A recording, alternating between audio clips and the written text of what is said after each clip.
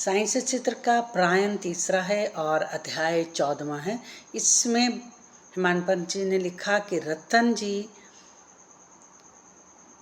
एक बहुत ही धनाढ्य व्यक्ति थे और जिनके पास पुत्र रतन की कोई प्राप्ति ना थी।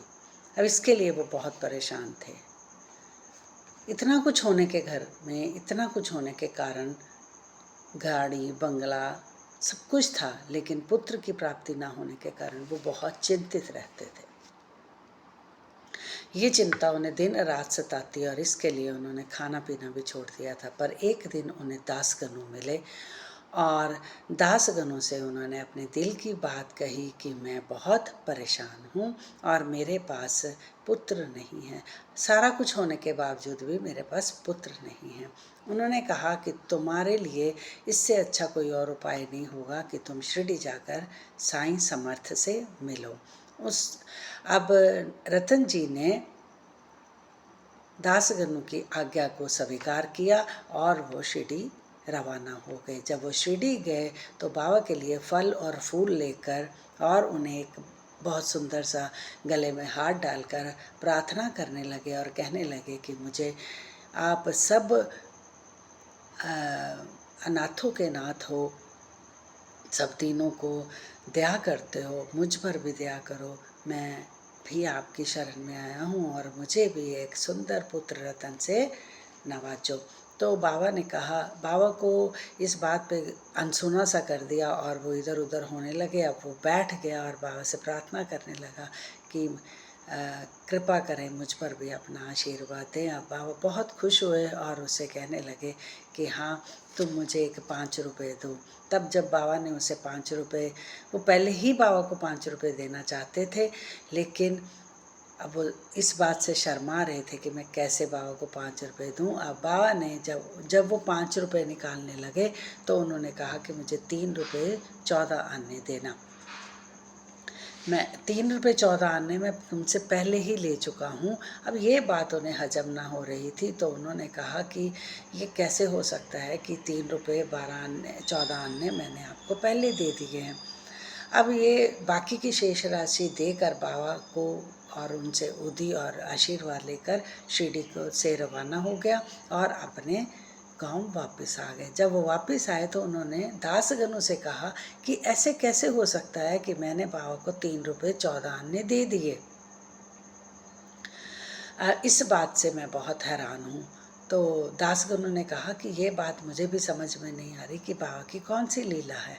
अब ये बात सुनकर दोनों अचंभित हो गए और उन्होंने कहा, याद करो, दासगणों ने कहा, याद करो कि तुमने किसको 3 रुपये 14 आने दिए हैं।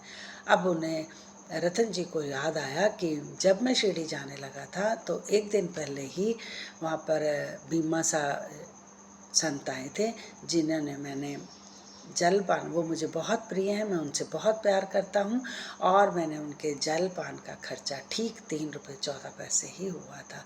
ये बात सुनकर दासगणु और क्या कहते हैं, दासगणु और रतन जी दोनों को ही इस बात का बहुत अचंभा हुआ कि बाबा शिरडी में रहते हुए हम लोगों की बातों को कैसे सुने, कैसे उनको ज्ञान हो गया। बाबा को इन सब बातों का ज्ञान रहता ही था, चाहे वो शिरडी से बाहर नहीं आते थे, वो हर एक के हृदय की बात को जानते थे। ऐसा दासगणु ने रतन जी को कहा। अब अगली कथा में उन्होंने बताया कि दक्षिणा देना क्यों जरूरी है। बाबा हर एक से दक्षिणा मांगते थे, हर एक से। इस अध्याय में ये भी लिखा गया है कि हर एक से वो दक्षिणा लेते थे।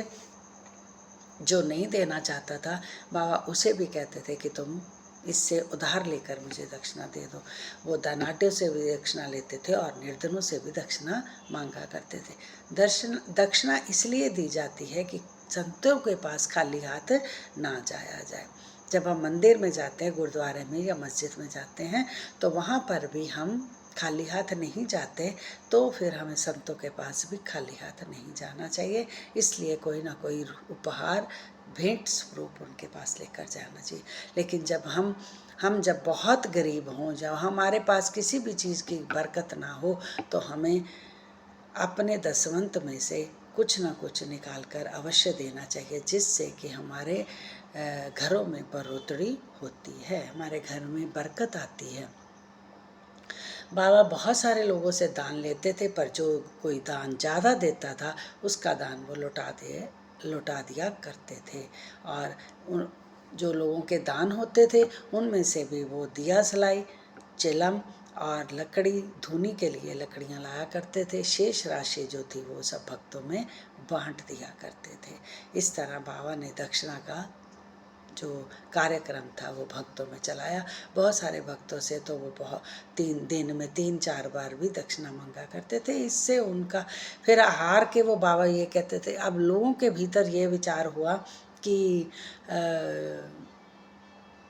जब ये संत हैं तो इन्होंने ये दक्षिणा क्यों मांगते हैं, ये जो संत है तो ये दक्षिणा क्यों मांगते हैं। तो बाबा ने कहा, मैं जिनसे दक्षिणा लेता हूँ उनको मुझे 1000 गुना वापस करना पड़ता है, इसलिए मैं सबसे दक्षिणा मांगता हूँ। जिसकी दक्षिणा अल्लाह मुझे कहता है लेने को, मैं उसकी दक्षिणा लेता हूँ, हर एक से मैं दक्षिणा नहीं मांगता। तो ये दक्षिणा का छोटा सा स्वरूप मैंने है, तो बहुत बड़ा अध्याय, इसमें बहुत बड़ा अध्याय है कि दक्षिणा बाबा ने कहाँ कहाँ से ली, किस किस से ली, ये सब लिखा गया है। लेकिन मेन इसका जो कारण है वो दक्षिणा देना संतों के लिए, हम लोगों को संतों को दक्षिणा देना जरूरी होता है, इससे हमारे घरों में बरकत आती है। ओम साईं राम। आप सबके हृदय में बसे हुए परमेश्वर को भी मेरा कोटि कोटि प्रणाम।